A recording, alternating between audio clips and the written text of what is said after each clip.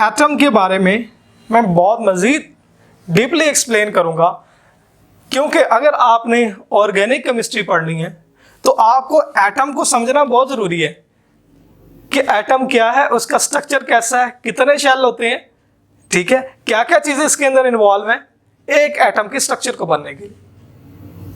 ठीक हो गया, तो एटम के स्ट्रक्चर की तरफ चलते हैं। ये एटम का क्या है, न्यूक्लियस है, ठीक है, और ये इसके क्या है, शेल है। एटम के शेल को हम ऑर्बिट भी बोलते हैं। ठीक हो गया। वैसे आम तौर पर हम 4 मेजर शेल को पढ़ते हैं, वैसे तो बहुत सारे शेल होते हैं, लेकिन मेजर तौर पर हम 4 सेल की स्टडी करते हैं, शेल की। उसके अंदर कौन कौन से हैं, KLMNO OPQR, आगे ऐसे कंटिन्यूअस चलते हैं। एटम के बेसिक स्ट्रक्चर के बारे में जरा देखें कि एटम का बेसिक स्ट्रक्चर क्या है। एटम है, एटम के अंदर क्या है, न्यूक्लियस है, और न्यूक्लियस के अंदर क्या है, प्रोटॉन, और क्या मौजूद है, न्यूट्रॉन।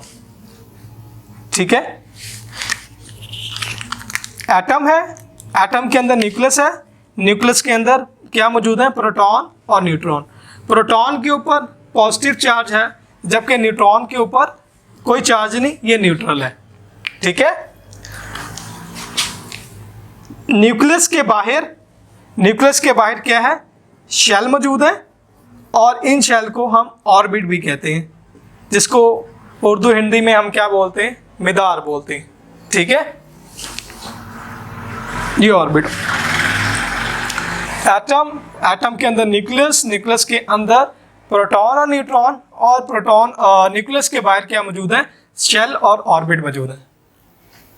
ठीक हो गया। अच्छा, आप जरा इस एटम के स्ट्रक्चर की तरफ देखें। एटम के जो मेजर स्ट्रक्चर हैं उसमें कौन कौन से हैं, KLMN, ये 4 शेल मैंने आपके लिए ड्रॉ किए हैं, और इन 4 शेल के अंदर डिफरेंट इलेक्ट्रॉन की कैपेसिटी होती है। क्या होती है, इस 4 शेल के अंदर डिफरेंट इलेक्ट्रॉन की डिफरेंट कैपेसिटी होती है। तो पहले आप देखें कि K के अंदर कितने इलेक्ट्रॉन हैं, 2 इलेक्ट्रॉन हैं, और L के अंदर कितने हैं, 8 इलेक्ट्रॉन हैं, और M के अंदर बेसिकली 18 हैं, और N के अंदर कितने इलेक्ट्रॉन हैं, 32 इलेक्ट्रॉन हैं। ठीक हो गया। अब ये इलेक्ट्रॉन कैसे डिटरमाइन होते हैं मैं आपको इसके बारे में बताऊंगा। 2n2, ये क्या है, इन इलेक्ट्रॉन्स को फाइंड करने का फार्मूला है। यहां पर आप n देख रहे होंगे, what is n, here n is the number of orbit. ठीक है, इसको मैं आपको पुट करके दिखाता हूं। सपोज करें आप n की वैल्यू क्या लेते हैं, 1 लेते हैं। What does mean the n is equal to 1, it's mean you are talking about the shell और ऑर्बिट नंबर 1। इसका मतलब ये है कि आप बात कर रहे हैं ऐसे शेल की जो नंबर 1 पे मौजूद है, यानी न्यूक्लियस के बाद जो पहला शेल है वो नंबर 1 है। n की पावर आप ले रहे हैं 1। अगर आप n की पावर 1 ले रहे हैं तो आप n की पावर 1 पुट कर दें, और इसका स्केयर और ये 2। ठीक है, 1 का स्केयर 1 और 2 मल्टीप्लाई 2। इट्स मीन के पहले शेल के अंदर कितने इलेक्ट्रॉन आ जाएंगे, 2 इलेक्ट्रॉन। अगर आप दूसरी तरफ मूव करते हैं L शेल के अंदर, तो L शेल K के बाद L शेल है, तो ये कितना नंबर है, दूसरा।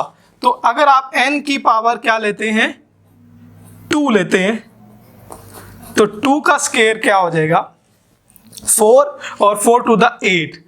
इट्स मीन के L शेल के अंदर कितने इलेक्ट्रॉन हैं, 8 इलेक्ट्रॉन है। तो पहला K और दूसरा क्या है, L। इसी तरह आप तीसरे शेल की बात करते हैं तो 2 वैसे ही, और M की बात कर रहे हैं तो M 3rd नंबर पे है, तो इसलिए हम क्या कर रहे हैं।